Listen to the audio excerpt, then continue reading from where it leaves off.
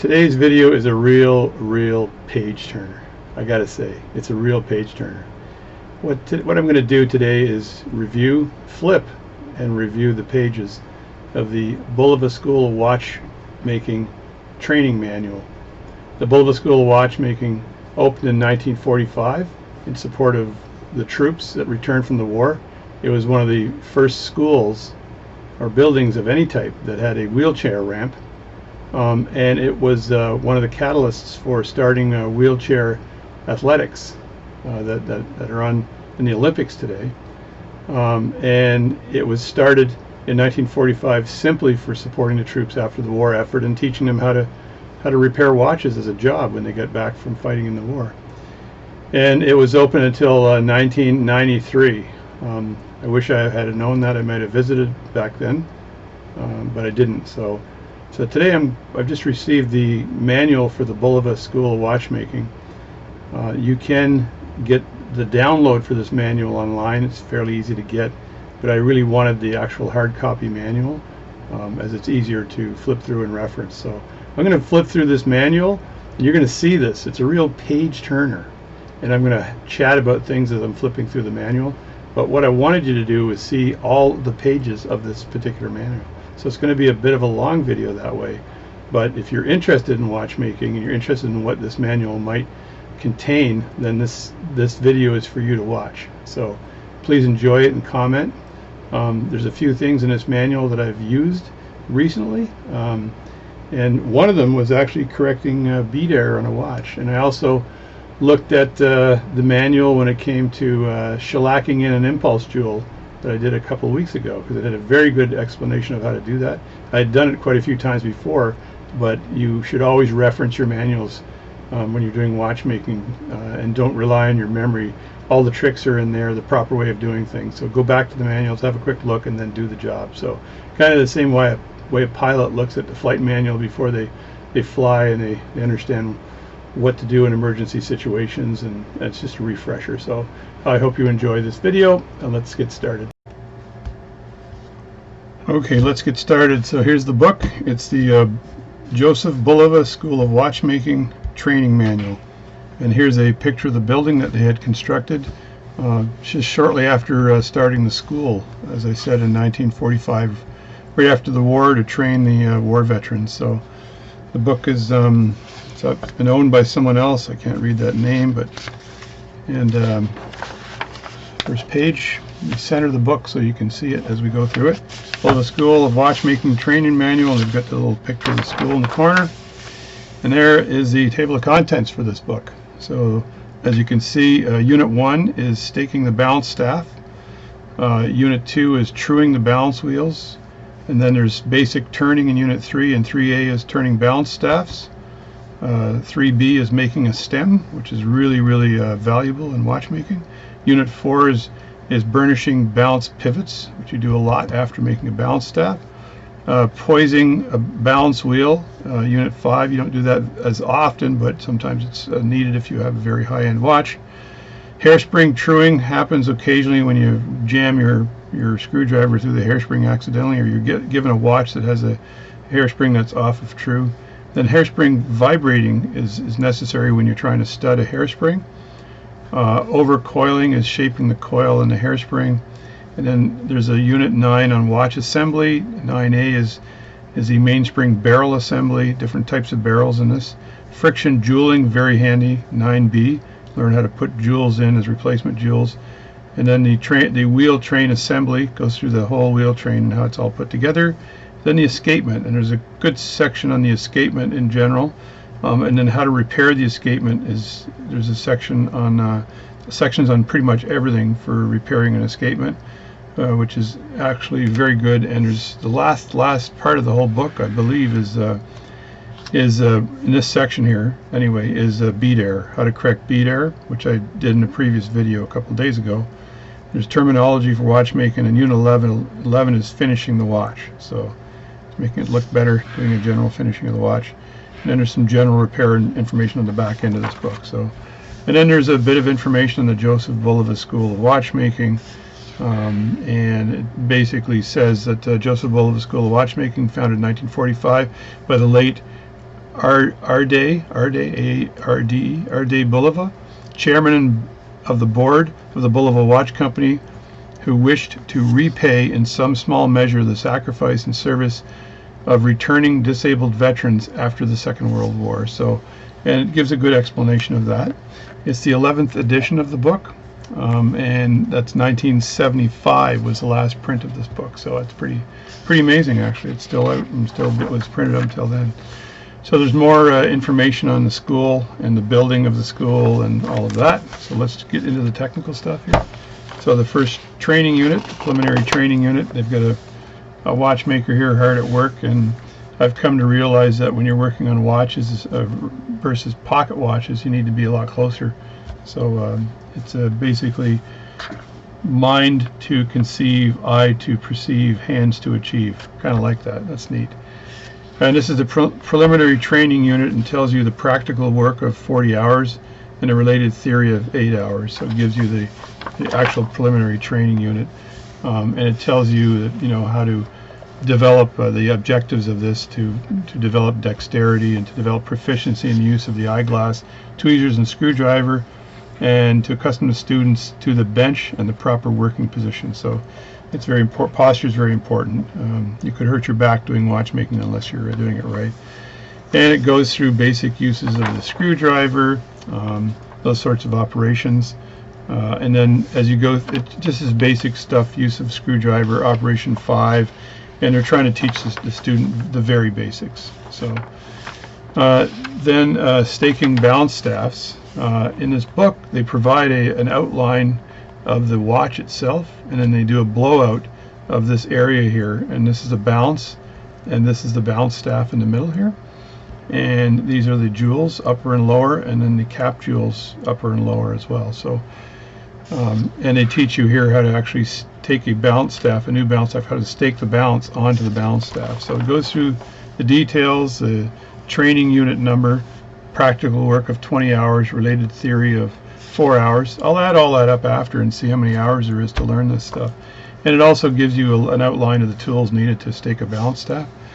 And then the terms or terminology of the various parts of the balance staff that you have there. So the collet shoulder and the balance shoulder and the hub and the roller. So the roller table would be down here. There's a double roller, it would sit down below there, so that's in there as well. And it talks about the different types of staffs. So there's friction staffs, there's riveted staffs, and the two, I think that they said that the top groove type and the side groove type, so it depends on the groove, but there are friction staffs and riveted staffs. I know that for a fact. I've worked on a lot of staffs that are friction staffs, and you have to make sure you cut the balance to a precise measure, so that when you stake the balance on, it stays in place. If you put the balance on, it's not staying in place, and you're smart enough to leave a bit of a lip to rivet it, then you're not going to be as much in trouble. So then there's it just gives you an explanation of the different types of staffs. So I don't want to be here forever, so let's keep flipping. There's the friction fitted staffs here, and that again, it tells you how basically the two types of doing it, and it shows the staking set, and it shows how this is the stump, and that's the balance arm, and that's you staking that onto the balance arm, right? So that's pretty much how you do it, and a summary of the staking procedures at the end, and a little more information. They've got a staking set here, and it shows you the setup of doing that, and there's some good outlines here of the way it looks when you're sitting it in. So I always look at that closely again before I actually stake a balance onto like a balance staff onto a balance, or a balance onto the balance staff. Depends on the way you want to look at that. Then there's truing the balance wheels.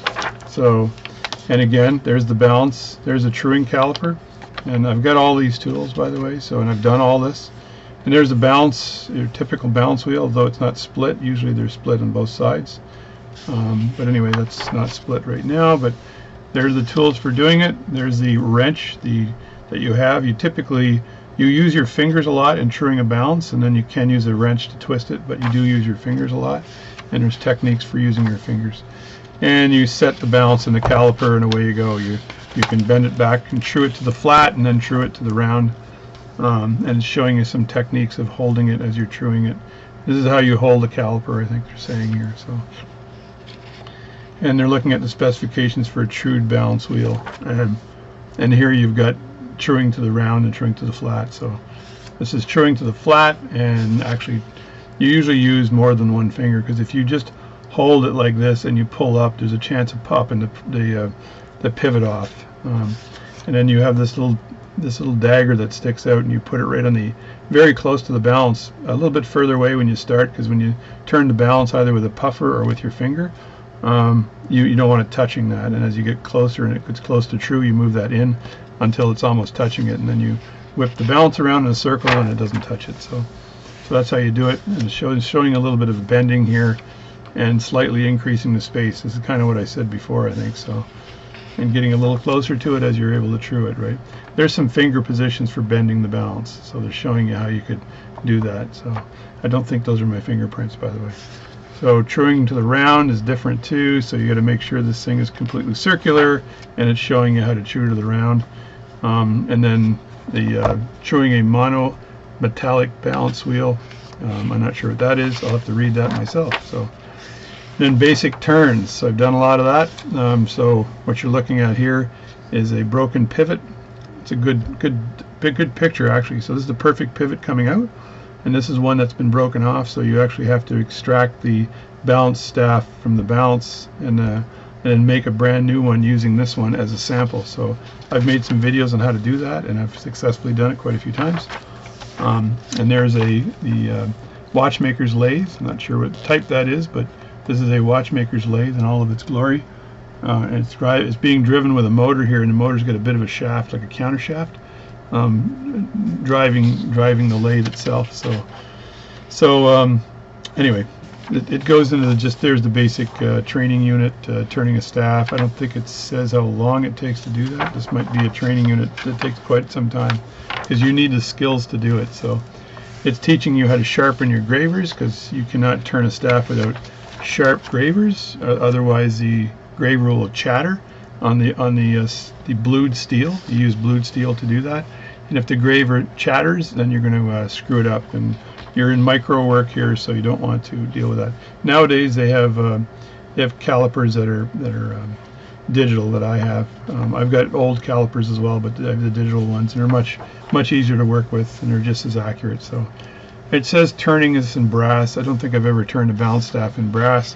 I've always used blued steel, and I use carbide bits. So here we go. We're turning it with blued steel using a bit here, and it's showing you the technique of cutting and what you cut first. And you could pretty much do the complete staff almost in one cut, and then finish the pivot off on the end. So, and this part here, you're doing the part where the hairspring is, and then the balance is resting on this shoulder here. So I could flip back to the descriptions of what they're called, but the shoulder probably.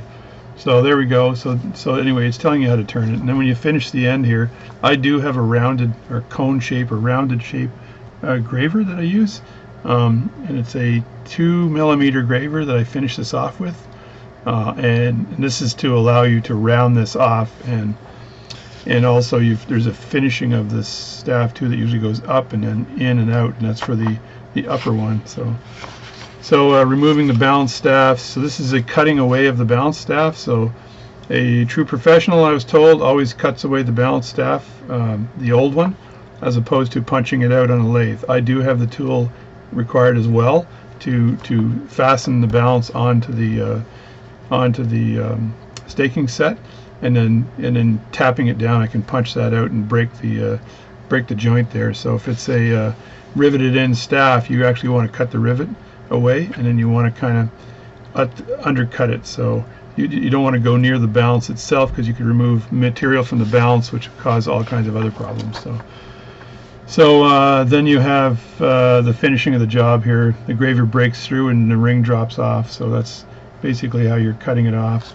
And then you're turning a rivet on this here. It's showing you how to turn a rivet. And then this part here is the turning of the balance staff itself.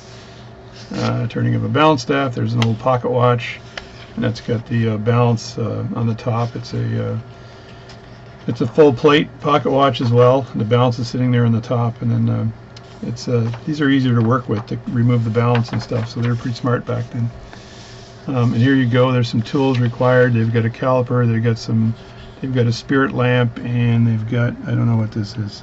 Whatever this is, they have it. So, polishing block, bell metal slip, iron metal slip, and a pin vise. So, and those are made for finishing off the pivots on that. So, again, it's showing you how to do it. You take your 3mm piece of material. Again, it's blued steel, and you can purchase blued steel. It's not too hard to get. And you turn it just like that. It shows you the inside, what that looks like. And it's getting into the details of the direction here and the direction of the cut. And as it says here, which you do, as you're cutting the balance staff, you're fitting the balance on first because it's going to rest against the shoulder. So you're trying to cut it off and you're tapering it around 3 degrees, and you slowly, progressively moving it up the taper until it gets very close, but not to the end, because you need enough material at the end in order to secure the balance in place through friction if it's a friction fit balance staff. So you cut it to that point of view, or that point, and then eventually you get to that point there, and then you can start cutting cutting away the rest of the balance. So I usually measure that. I cut this first, cut the angle, then cut this down, this part down on the shaft, and that's where the roller table will go. And then when I flip it around, I finish off the shaft on the lathe. So, and I leave enough material on this end here to be able to grab that and do that. I will typically cut the pivot as well, and maybe they're doing that here. So yeah, they're doing it here. So it's still in the collet, and they're cutting where the hairspring goes, and I fit the hairspring on progressively, and then I get the end here, and there's the cone and the pivot, and it's the cone going down in the pivot here. So there's a good section here on that. Hope you don't mind me chatting through this and giving you some tips. And then when you're polishing the actual pivot here, there's a rounded section on the polishing or burnishing the pivot. There's the file has a rounded section that you use here, so it's fitting into the cone side. So that's that, and then they give you some very good explanation on how to flip that around. It's got undercutting here. I'm not sure what that's for, but that's for the shoulder. That's the previous one. And while you're doing this, you take the old balance staff, unless you don't have one, which is very tough then, but you take the old balance staff and you put it right next to it, and you can secure it to your lathe using Rodico. And as my wife called it this morning, she called it erotico, and I said, no dear, it's Rodico, not erotico. That's something completely different. So then you cut that, and you put the Rodico, you put the old staff on Rodico, and you can sit it right next to the new one, and then get an eyeball measurement of where the cuts are. And again, as I said before, I've done a couple of videos on making a balance staff. This is a different way of doing it here, and they're chucking this up with a brass chuck, I think, and they're trying to get it centered that way. So I typically use a lathe, and there's no issue there. And here we got the vernier calipers to measure the actual distance of the pivots. You got to play with that to make sure it fits properly, and make sure you don't cut too much off the bottom and leave too much on the top, or vice versa, because the fit is very, very essential, and you get used to figuring out how to do that. So anyway, that's got a good section on here, and there's a little section here on how to read a metric micrometer. Interesting. So let's go to the next section. This section is on making stems. Sometimes you do have to produce a stem. I've done a few stems, not a lot, but they're not very difficult to make. If you've got the outline for the stem, no problem. If you don't have the outline for the stem, then you have to do a significant number of measurements on the inside of the watch. So it's not as easy. So you need to have a filing rest here, and that's for your lathe. I have one. It's a double roller, and you have the stem in the middle, and it allows you to file the square part of the stem. Right? So you do that, and there's some filing here, and I got a single roller here, but I use a double roller. That way you can drop the double roller to exactly the distance you want, and it never goes beyond it. And in the lathe, you're fixing the position of the lathe. Here, let me show you that in a second here. I just grabbed the headstock off of one of my many lathes. And what I was talking about is when you have the lathe sitting like this and you've got the double roller here, you've got these little indexing pins, and you can see where on these indexing pins, usually they're marked where the 45 degree or the 90 degree angles are, so you can get it completely square. So you set it like that, then you turn it, and you've got a collet or a pin here that you stick in this little tiny hole in the back, and it keeps the lathe this in place. So your headstock is then fixed, and then you can do that and file a lathe. So that's pretty much how you do that. So this is one of my old lathes. I can't even remember what type that is. All right, moving right along, the book also shows you as it slowly breaks down and gives you a complete description on how to build that, which is excellent. And then at the back end here, it's telling you how to turn the screw using a screw plate here, and it's a tapping of the stem at the end, right? So, and how to tap that properly so the crown can fit on that. It's not actually very difficult, but you have to have the right tap for the crown. And you have to make sure the measurement is absolutely accurate. If you don't do that properly, then the rest of it's no good, and you've just wasted your time with the stem. So there is some, like it says, before turning a slaughter setting lever, the unfinished stem must be hardened and tempered to a blue color. So you're trying to soften it for the cut, and then harden it a bit for that. So it shows you a bit of how to do that.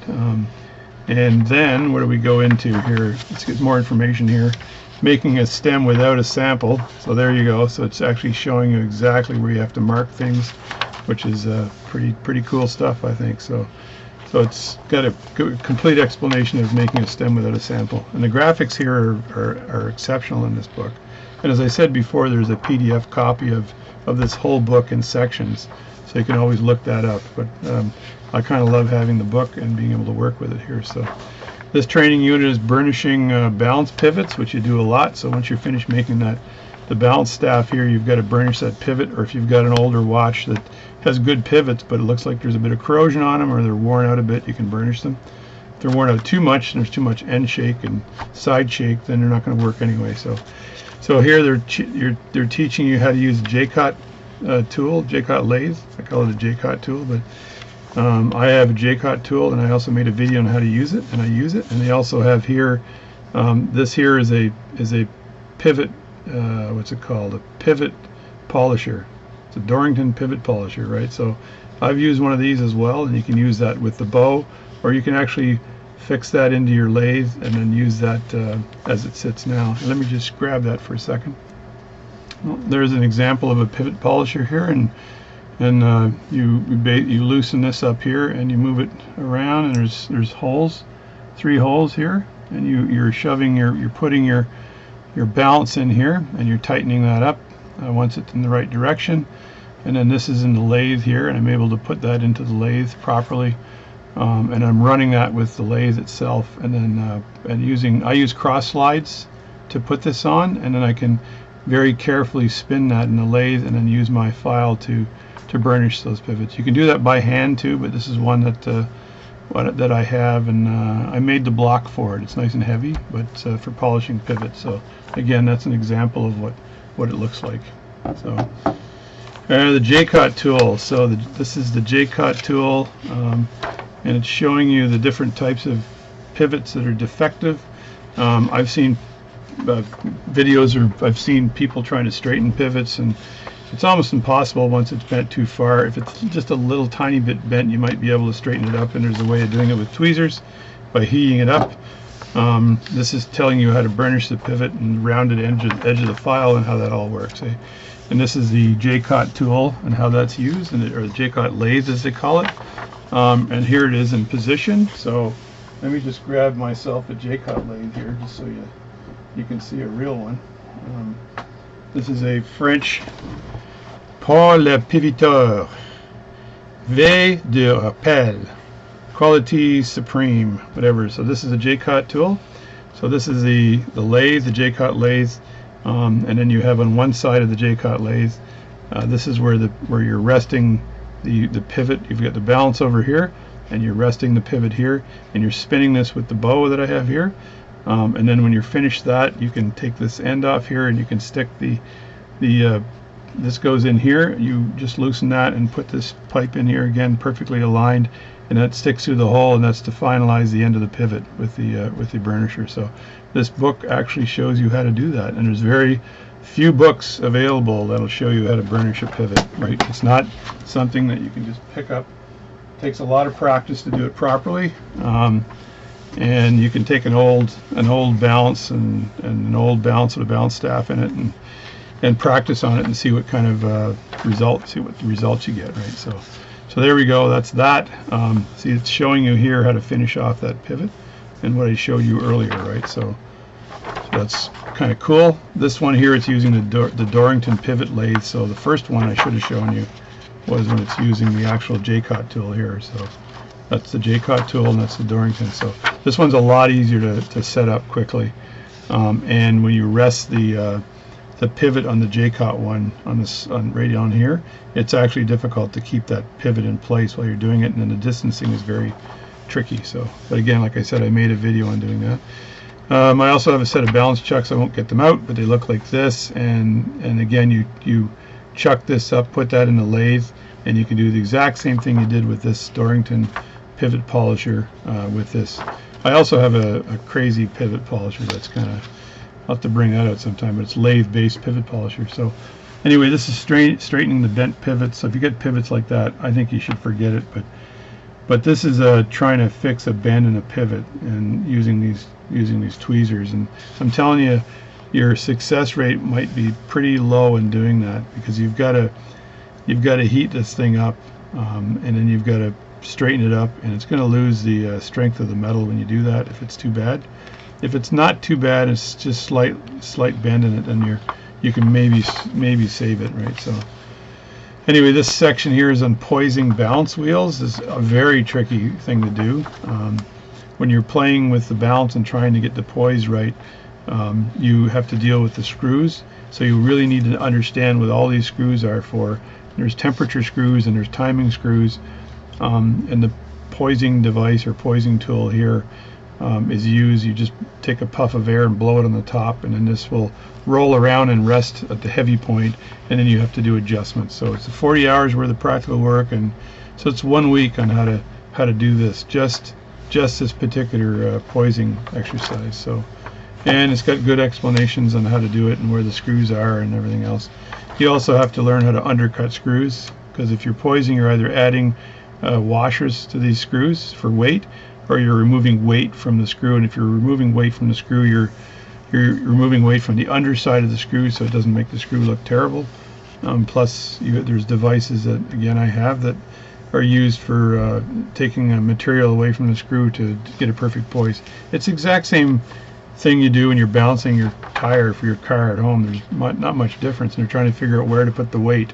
Well, they've got computers now and systems that just tell you exactly how much weight and where to put it, and it'll be completely round, right, or weighted properly. So that's got a really good section on how to do that and how to deal with the screws.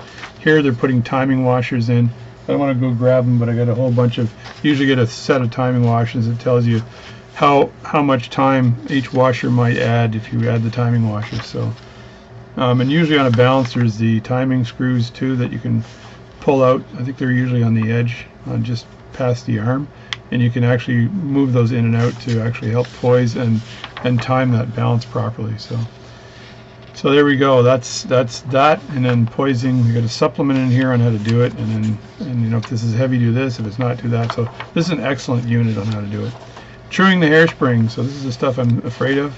The art of hairspring truing. So this is like hell on wheels, this particular job. So you're trying to take a hairspring that's not formed properly and make it and get it formed properly. So you usually have to do this on a watch if you yourself have screwed up the hairspring. Usually it's a bad workmanship that screwed a hairspring up, because there's really no reason for a hairspring to be out of true unless the last watchmaker dangled the balance on that hairspring and caused a problem. So truing a hairspring is only needed if that happens. It tells you this is 100 hours worth of work, and there's 20 hours of theory, so you're spending half a week learning what this is all about, and the other half a week is actually manipulating a hair. I was going to say farting with a hairspring, but I won't. Okay, it's manipulating a hairspring to get it true. So this book's got some great stuff on manipulating the hairspring. I won't go through all that, but it shows you how to bend it properly and how to get the shape bent. I know that for a fact when you're trying to take a hairspring, I just happen to have a balance here, and you've got a hairspring. Do I have a hairspring sitting here? I don't know. I've got one in here. I got a little tiny hairspring in there, right? So what you want is that hairspring to be absolutely over the center of that jewel, right? So So the upper jewel of the balance, you want that to be absolutely centered, and that's when it's studded and through the regulation arms. So that's a trick on how to do that. I think Mark online has provided great videos on how to do that stuff. I haven't done that. I've done this job before, but I haven't made any videos on it because you have to run into the problem and then say, okay, I'm going to make a video on doing this. This is Collarding Hairsprings. I've only done this a few times. There's another guy that I chatted with a few times that's done millions of these things, but this is an art itself, and how to properly collet it and where to bend, make that first bend in there, and to actually put the collet through and then put the pin through.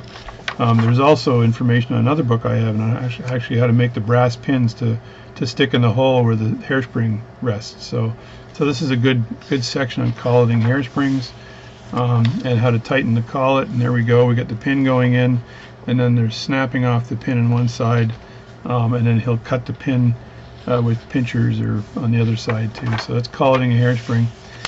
And there's tightening a collet on the hairspring, tightening the pin in the collet. So that's using the tweezers on one side and then pushing against this to do that. That's very tricky, but you got to do it. The hairspring has to stay flat while you're doing it, otherwise you'll bend the hairspring while you got your pliers or your tweezers in there. You kind of have to use pliers for this, as tweezers sometimes aren't strong enough, but I believe I've done them with tweezers too. So that's that. And then errors in the round, like it's not completely round. Where do I bend to fix that and stuff like that. So staking a hairspring and collet onto the balance staff, that's pretty easy. You just have to make sure that stud is in the right position when you stake it on. I did that in the video that I made on correcting bead error. I actually showed how I was doing that. Actually, it was a video I made before correcting the bead error, where I actually had to take the hairspring off and then stake it back on again. But that's not too difficult. You just use 2 screwdrivers to lift it. Actually, I just got myself a set of brand new lifting levers. So these are lifting levers, and they're wide, and they've got a little groove in them there. So you're taking these lifting levers here, and wherever that hairspring is, there it is, and you're putting them under like this on this, and you can lift that straight up here. But I often just take 2 screwdrivers, put the screwdrivers in, and you twist the screwdrivers to get them under the gap. So that's the technique I'm used to. These are actually for removing hands, but they also can be used probably for removing collets if it's appropriate. Anyway, right tool for the right job. Those are mainly used for removing hands, by the way. So, and this is truing in the round and the flat. So there's a whole section on that for the hairspring as well. And there you go. It just tells you if it's over here and you bend it over here, this is what's going to happen. So it's giving you all of the how to correct these various things and where to push it to bend it to correct it, right? So a pretty cool reference book for all of this, right? And again, this was a student's reference book at Bulova, so it's extremely important. And I'm sure that they knew that when they had their 3 years. I think it took probably 3 years to get through the Bulova School of Watchmaking, and by the time they were finished this, their heads were hurting, I'm sure. So this is errors in the flat here, as you can see, right? And this is the case where if you put the pin in, you can actually screw up the hairspring by pinning it. So I've done some of that, so it's using my knowledge. So this is vibrating a hairspring. I've actually done this as well. So you vibrate it before you stud it. So that's when you get a brand new hairspring and you're trying to get the exact right position of the stud, and you're pinching it, and you need one of these tools. So this is a Hairspring Vibrator. I can't remember the name of the one I have, but I managed to land one of these things, which is amazing. Mine is white on the top with a line, and the master balances on the inside, and you take this little lever arm and you go like that, and then the thing moves, right? I don't know if you want me to get that device. Let me get that device because it's pretty cool. Okay, here's the tool used for vibrating a hairspring. Let me just open this up here. It's a beautiful, beautiful tool. These are very hard to get a hold of, and they'll cost you around $1,000, so it's not cheap, or more. So there it is there, and you pinch the hairspring, as I said, on the top. So let me just move this sideways a little. So you're pinching the hairspring. This actually goes up and down and opens up the pinchers, and you pinch that hairspring, and then you get the balance completely in the center there, and then you take the base here and you go like this, and you move that, and the master hairspring is moving underneath, and you visually look at that hairspring or the arm of the balance, and you can tell whether it's moving slower or faster. And this has got a cool little devices here to move this in and out, and then this moves it up and down, so it's a very sensitive tool. Anyway, that's used for vibrating a hairspring. It takes a lot of practice to do this properly. It's not something you're going to learn overnight. This is a very nice tool. This is, I'm not sure whether this is a basic one or a really good one, but it's very, very nice. So I actually have a hairspring and a balance in there, so I don't think I want to vibrate it though right now, but I could. Let me just pause this and I'll show you it vibrating. There, so I just pinch the hairspring with this, and I just have to make sure that that this is touching the table and it's in the right direction. So I just shift that over like that, and I have to move this back a bit. I'm trying to center this perfectly, and then I get to twist this as well on the top to make sure that it's aligned with the arm, right? So that's like that, and I move that out a bit. See, which way do I go? I go this way to move it out. So like that and like that, and there we go. So this is a little break on the side, so now when I move this, let's see if this works here. There we go. And if you look at that, you can see that it's moving faster than the line. It started off the same, but it ended up moving faster. So that's how you do it. And then this means that I'm going to pinch it further along the hairspring, which gives you virtually a longer hairspring. And that's exactly where the stud would be, is where that, actually the stud would be past where that pinch point is, because that pinch point is where the regulator arms are, and then you got to measure from the regulator arms in the center where the stud would be. That allows you to take that balance and move it left, or take the speed and move it faster or slower. So you're pinching it where the regulator arms would be. So that's that. Let me just put this back, and I'm going to drop that balance back in. But I just figured I'd give you a little demonstration of that today, because I'm a nice guy. That's why I'm a nice guy. Move that away, and let's continue with the book here. So so this here gives you a complete explanation of how to do that. And it's showing you what vibration of that hairspring actually is, giving it a bit of a theory in here, and then it's showing you how to pinch that. There's a preliminary check on it, the grasping point, as I said earlier, and then the methods of vibrating. So in this case, if you don't have that tool, you can actually use a watch to do this. So I've never done that, by the way, but I think it says 300 vibrations in a minute is what you're looking for. But anyway, I've never done that, but you can measure a minute and do 300 vibrations. So in this case here, I showed you one of these tools here. That's a master balance, and that's 18,000 vibrations per hour. So, and I use that tool and pinch it basically high or low. So there's other books that you can that are probably more comprehensive on how to do that when you're restudying a hairspring. So this has got a whole thing on overcoiling. Okay, and overcoiling is the type of coil that you have once you get the flat hairspring, and you're raising it up, and it teaches you how to overcoil the hairspring. And again, the type of tools you can use to do that. I think I have some of these tools right here, so let me look here. I got some crazy tweezers here right alongside. Yeah, these tweezers here have a little bit of U-shape in them on the top and the bottom. That allows you to bend that hairspring with these tweezers. So way too many tools. Way too many tools. You need to send a message to my wife, okay? But I think I've got all the tools needed. So that's a flat hairspring there. There's your regulator arms, and that's the stud. So what I said, you're pinching it on that vibrating tool right here, and that's where the stud goes. So, and here, this is the Bruget or overcoil hairspring, where it does a sharp turn. That Rolex I fixed about a month ago, it had one of these, by the way. So when I looked at it the first time, I was like, something's wrong with the hairspring, but it wasn't. This is exactly what it looked like. It was kind of weird, but that's how it was put together. That's forming the overcoil, and some of the tools needed to do that. So it's got some good explanations there. That's the tweezers I just showed you here, the regular overcoiling tweezers. And then bending, gradual bending of that until you get the perfect overcoil. So then it's got a whole section, after you've gone through all of this, it's got a whole section on watch assembly. So your basic pocket watch, and there's all the parts of the basic pocket watch. And of course, this is a Bulova pocket watch, no kidding, right?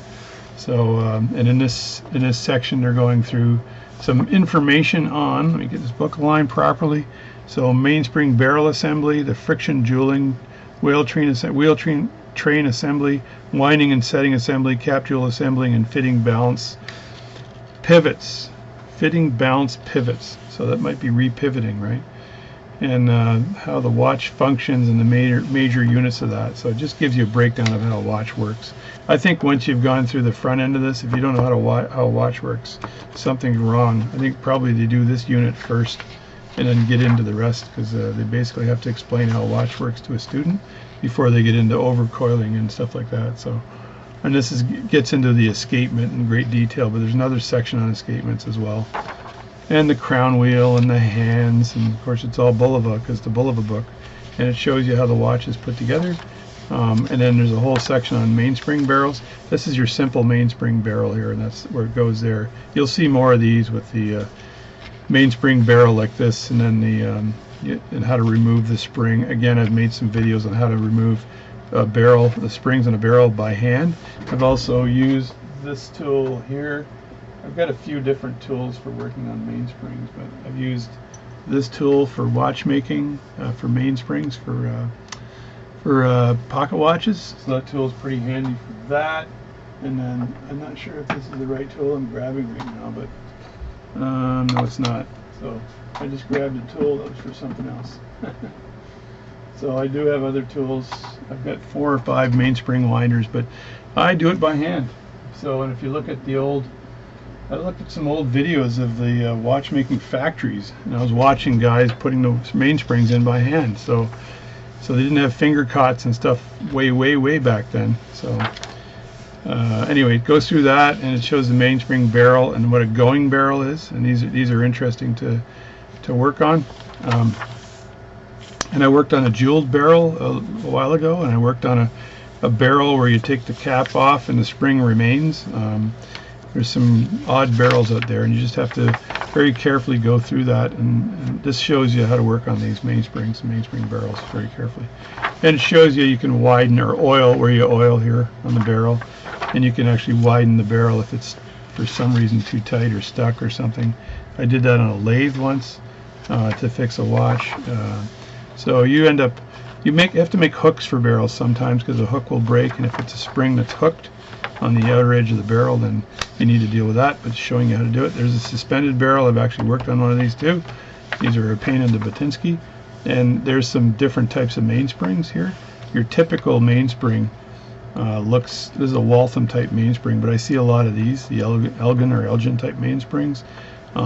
These are the mainsprings you'll see for automatic watches. It'll have a leaf going out like that, and that leaf pushes against the barrel itself, and then you go around in a circle, and they've got various cutouts. And I've bent these over. I've done this job before, where I've taken a piece of mainspring and I heated that up, bent that back over, and created a notch for the barrel to hook into. So mainspring work is interesting. You got to be very careful to not get your eyes snapped out, but this has got everything you need on mainsprings in this particular thing. So in this unit, I should check how much time it is.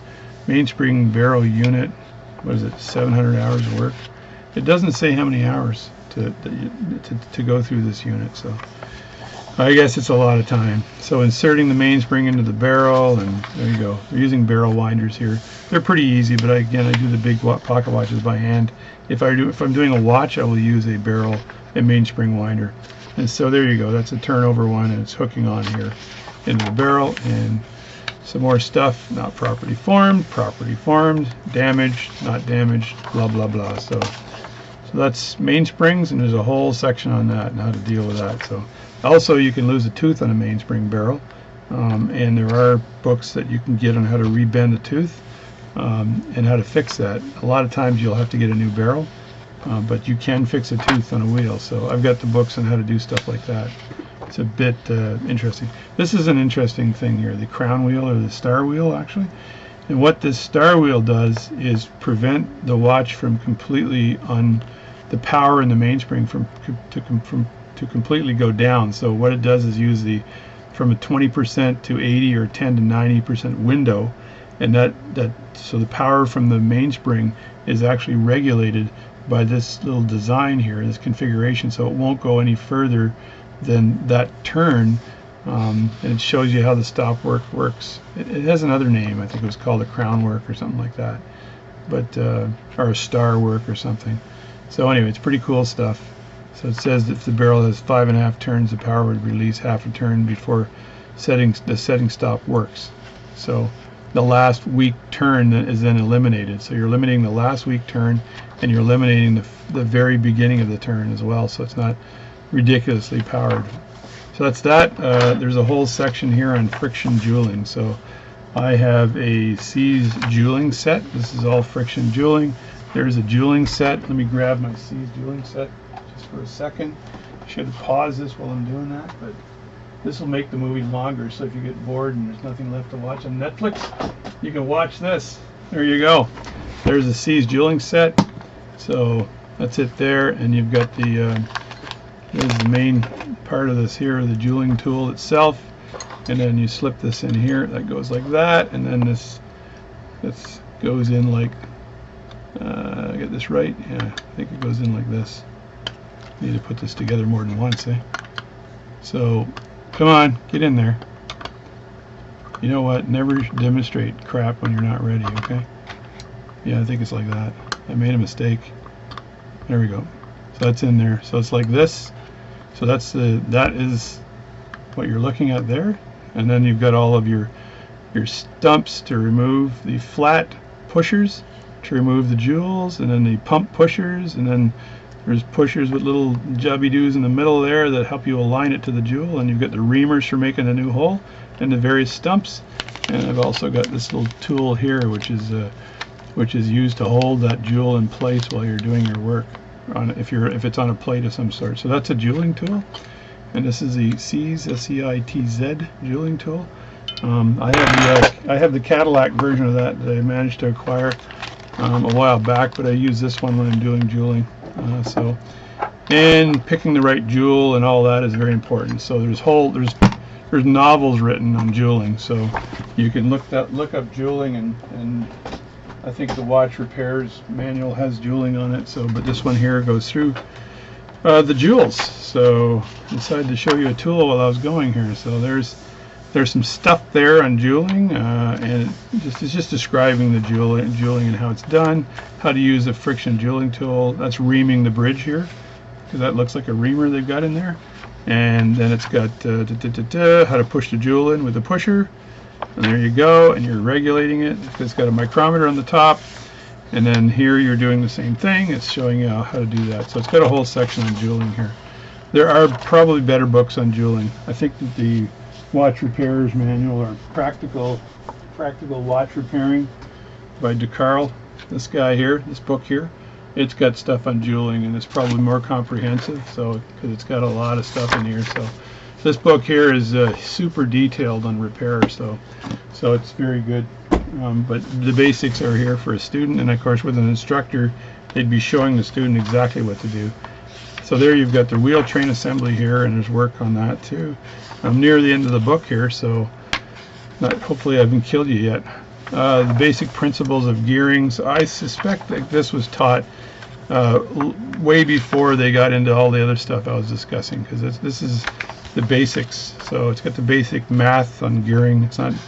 There's no high-end math unless you're getting the strengths of hairsprings and stuff like that, but this stuff is just basic math here. So and Bulova watch model here, and end shake. It tells you how many millimeters you have for the end shake of the barrel and all that. But you can look that up also in spec manuals for watches too. I think I have an example of a good book you should get if you want to look up your watch. All right, this book is a necessity. It's called The American Watch Movements, and if you look in there, you're going to find all the details that you need to do to repair your watch. And it's got, as you can see here, it's got the watch here, and it's got all the different parts and part numbers and everything else. So this is the kind of stuff you need. And it also has the mainspring, the jewels, the upper jewel, the lower jewel. It's got the actual mainspring you need here, and the strength of the mainspring, so you can order these parts. A lot of these parts are new old stock, and you can still get them. There's a bunch of hands. So this particular book here, I've got it tabbed over because I've got looked up a lot of stuff here, but Illustrated Manual of American Watch Movements. You need to have this book if you're going to be repairing any watches anytime soon. If you're not, don't bother getting it. So there you go. And then they're showing you how to true a wheel. I haven't made any pinions, but I've replaced pinions. I sacrificed one for another one and moved it over. And I think I did a video on that too. So staking wheel and pinions, that's how you put it on, how do you deal with pinions. So there's this section on escapements. Okay, this is where it gets tricky and dealing with escapements. But if you've got a problem with your watch not providing enough power, then you probably have a problem with the escapement of some sort. And here you've got a problem with the jewel, the freedom of the jewel, and the jewel pin shake and the jewel pin clearance and all of that. These are the banking pins, and the banking pins might not be in the right position, and they've got to be repositioned, right? So this shows you how to do that sort of thing, and also jewel pin clearance as it goes through here, and then guard pin shake, and shows you how to make a guard pin, I think, in here too. So, but it shows you where the guard pin. I had a guard pin rubbing against the. This is a what's it called? A double roller table. So in the bottom one, it's got this little groove here. The guard pin goes in, and it allows this to go in. It doesn't allow this jewel to be on the wrong side of the balance. So that's pretty cool. And here, banking to a drop, and this shows you how to adjust these guard pins so that you're banking, and the drop is exactly at the banking point, right? So that shows you how to do that, how to bank to a drop. So that's pretty friggin' handy, I'd say.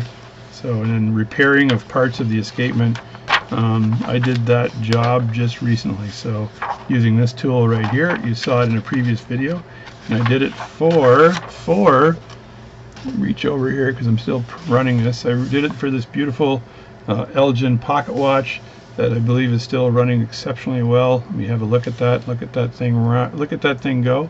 So I did this for this Elgin pocket watch, and it's I had to put a new impulse jewel in it and shellac it in. So this book here, I actually referenced this particular page here, and I printed it out. I took a picture of it and I printed it out because I needed to adjust the jewel on it and then re-shellac it in. And I was wondering whether I should take the hairspring off. At the end of the day, I did remove the hairspring. I didn't remove the balance. So I left the balance attached, and I grabbed it like this, and I was able to adjust it. One thing that I found very important is that these balance arms, they need to be 90 degrees to the impulse jewel, and that gives you access to the top of that impulse jewel when you're actually shellacking that jewel in place. And if this is not at 90 degrees, I saw some dude online who had the impulse jewel underneath the arm, that's kind of stupid because you can't access that jewel without removing the balance staff from the balance, which is like, why would you do that? Because you're likely to ruin either the balance itself or the balance staff and never be able to get it back on again. So that needs to be 90 degrees, and if it's 90 degrees, you can also look straight down and see if you've got a problem with the bead error, right? So anyway, that's that. This page was really useful just to confirm how to do that. I've done this job probably 20 times maybe. I don't do it a lot, but it's not that difficult. I've done it around 20 times, so I know what to do and what not to do now. So, and it gives you things on how to straighten guard pins and straighten the pallet lever properly, and how to remove the stones and work on the stones. Do I have that tool? I think I got that tool too. Where did I put that? Let me have a look here. I'm looking for that tool, because that'd be pretty cool if I can show you that.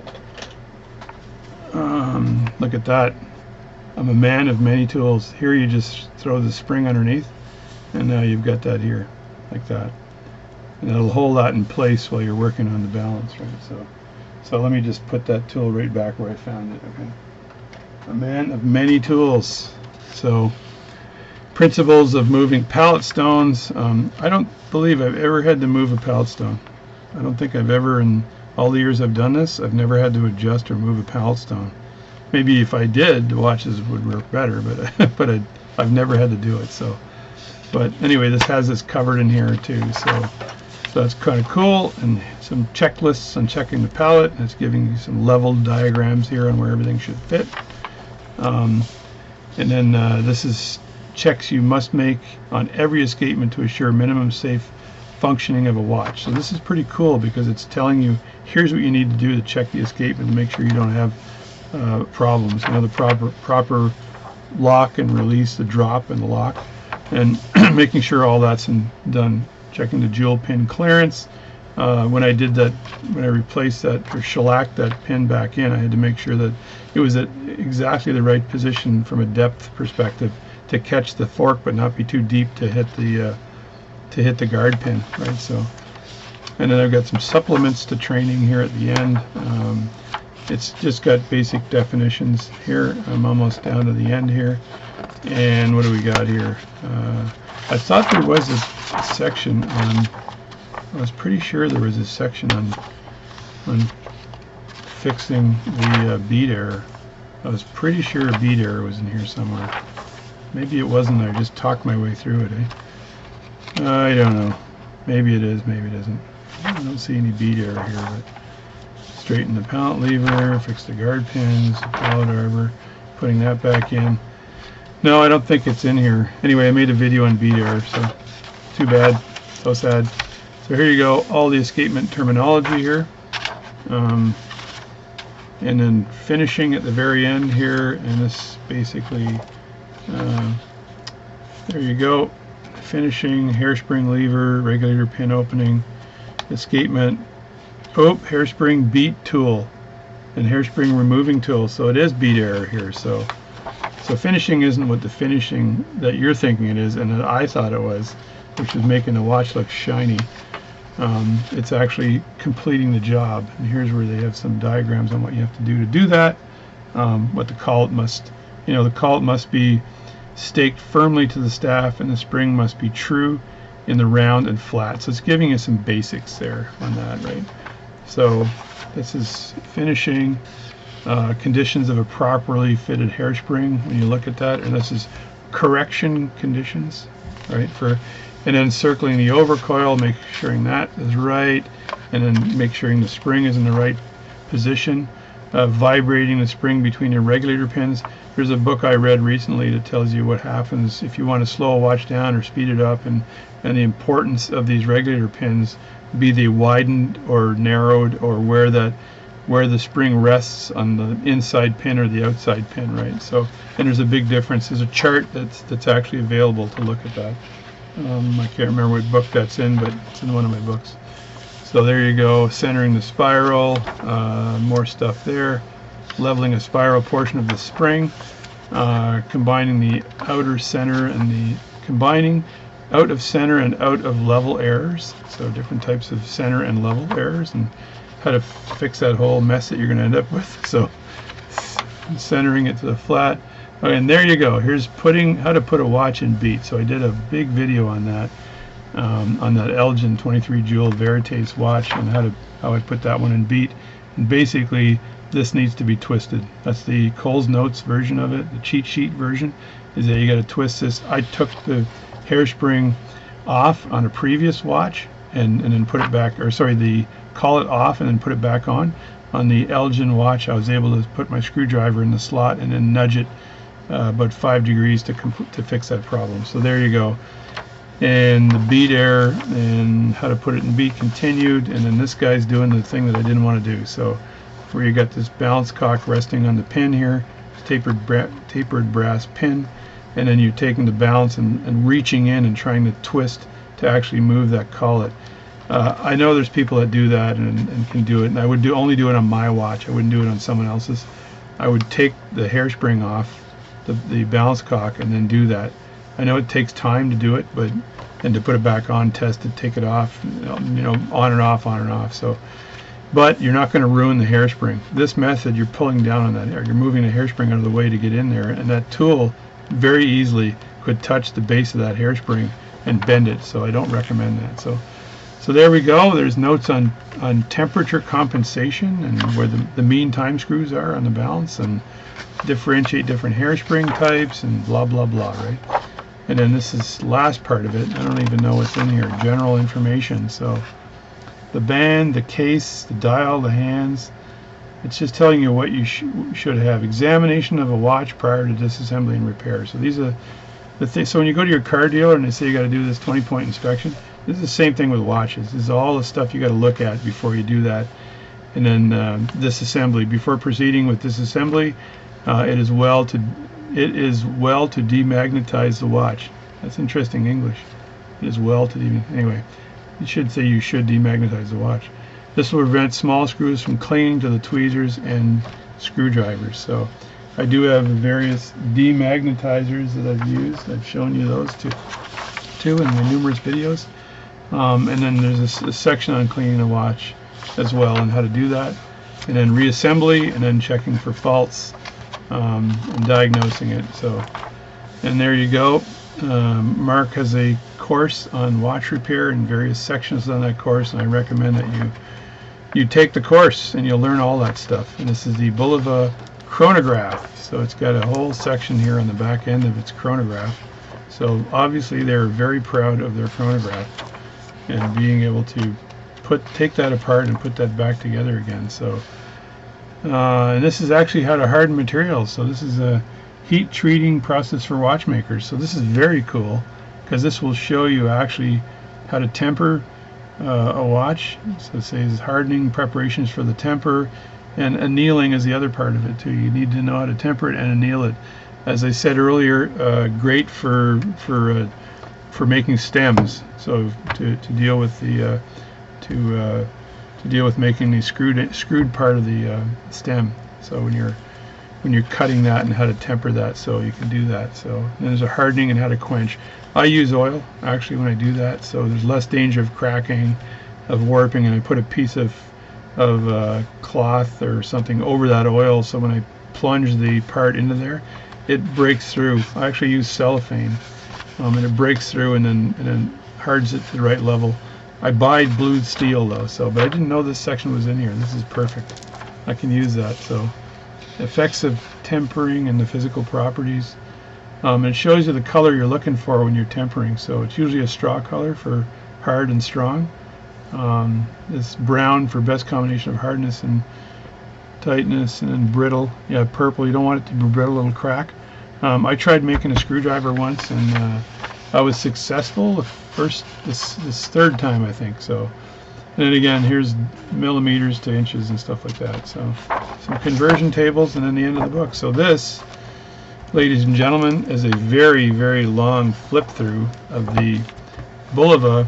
It cost me $114 for this book. I think it was US. So there's the Joseph Bulova School of Watchmaking training manual and my review. I hope you truly enjoyed that. So there's the book, the Joseph Bulova School of Watchmaking manual, and this was the instruction manual for the Joseph Bulova School of Watchmaking out of New York. I just went through a complete page-by-page flip of this book. I hope you enjoyed the video, and if you would like, please comment and tell me whether you want me to flip through the Chicago School of Watchmaking book as well. This book is twice as big, I think, and again, very comprehensive, and even more information to give you a good idea of what's in these books. The combination of these two books will tell you almost everything, although there's many, many more books on watchmaking that have been made over the years, and I've got quite a few of them, probably too many. Anyway, that's the video, so please subscribe to my channel and share it. I do enjoy making these videos. Keeps me busy, and I do like sharing the information for other watchmakers to enjoy as they're learning this as a hobby or an art or perhaps a job.